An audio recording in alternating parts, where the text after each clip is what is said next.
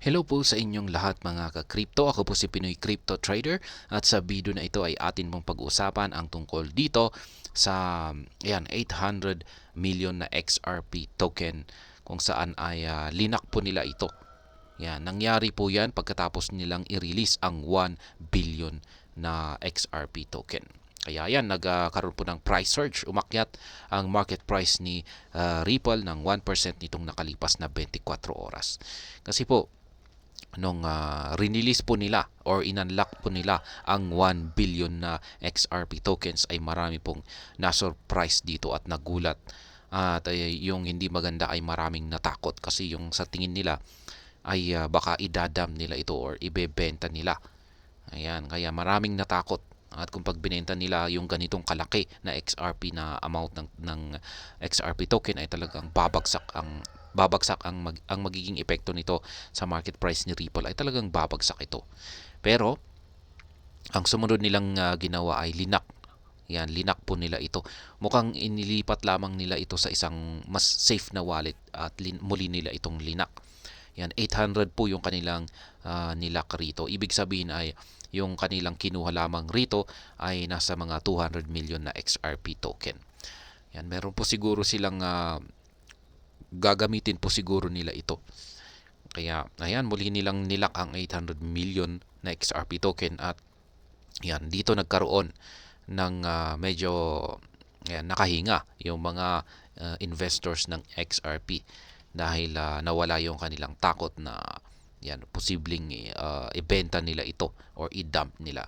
Kaya siguro yung naging epekto niyan ay yung nawalan yung kanilang takot kaya muling nagkaroon ng price surge si Ripple at umangat ng 1%. Kaya yan, bago po tayo magpatuloy ay nais ko po munang bigyang linaw ang aking disclaimer kung saan ang nilalaman po ng video na ito ay hindi po ito isang financial advice. For education and information purposes lamang po ang layunin nito. Maliban po dito ay nais ko na rin pong magbigay babala na wala pong kahit anumang group chat ang Pinoy Crypto Trader. Ayan, Ripple Labs continues its monthly token unlock program with 800 million XRP tokens deposited in its escrow account shortly after releasing 1 billion coins. Ayan, linagay po nila yung 800 million XRP tokens sa kanilang escrow account. Ayan, at yan ay kinuha po yata nila dito mismo na rin sa 1 billion coins XRP tokens na kanilang inunlock. Ripple Labs has unlocked a whopping 1 billion XRP coins from its escrow accounts as part of its routine procedure. Leading whale tracking service, Whole Alert shared details of the transactions in a series of tweets yesterday. Yan, na-content po natin ito sa nakalipas na balita, yung pag-unlock ni Ripple sa kanilang tinatagong 1 billion XRP coins sa kanilang escrow account.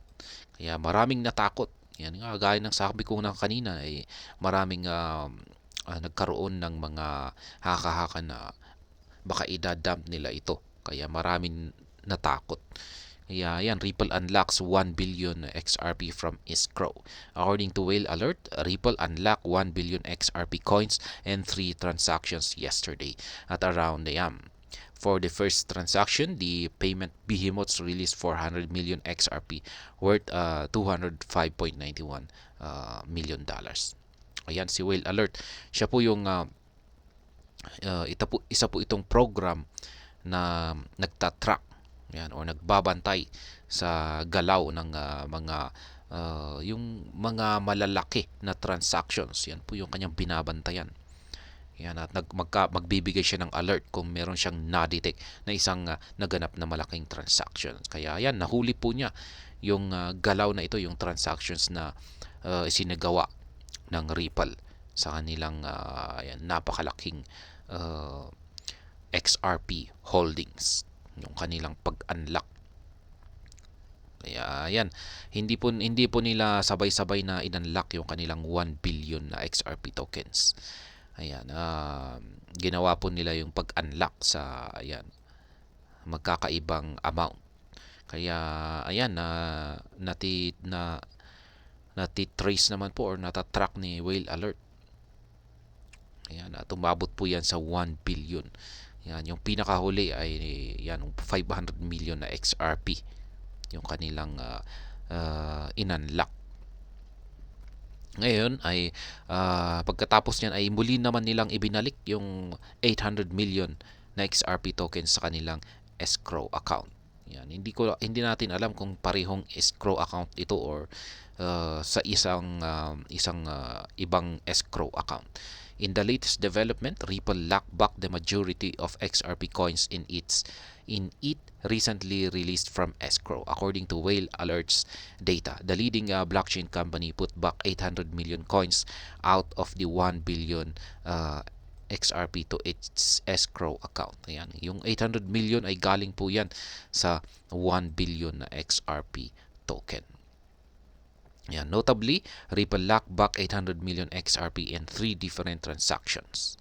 Ayan, hinati-hati po nila 500, 200 million at saka 1 million na mga XRP tokens. Ang kanilang proseso sa lalak sa kanilang escrow account.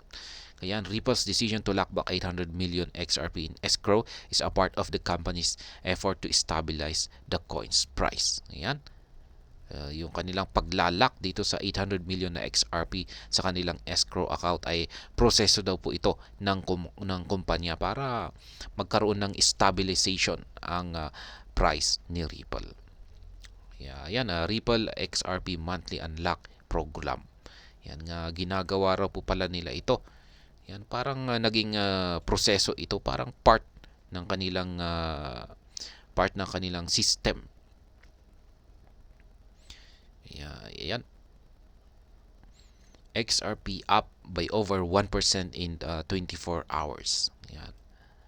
Umakyat po ang market price ni Ripple or XRP dahil po sa ginawang paglalak ni Ripple ng kanilang 800 million na XRP token dito.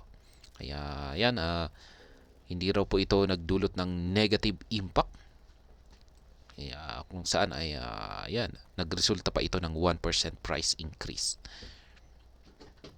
Ripple moves 75 million as unknown whale shuffles 2.5 million XRP. Ayan, meron namang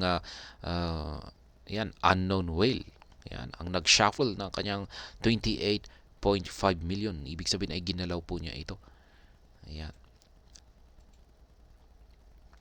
At ayan, nahuli po yan ni Whale Alert.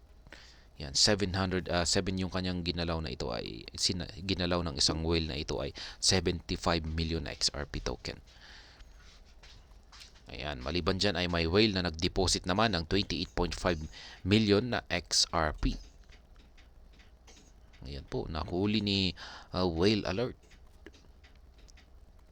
Ayan, yung mga whale na kasi na ito ay kung bakit binabantayan ng mga crypto analyst ay kung pag nakikita nila na malaki yung galaw ay ginagamit na rin po ito bilang mga indicators.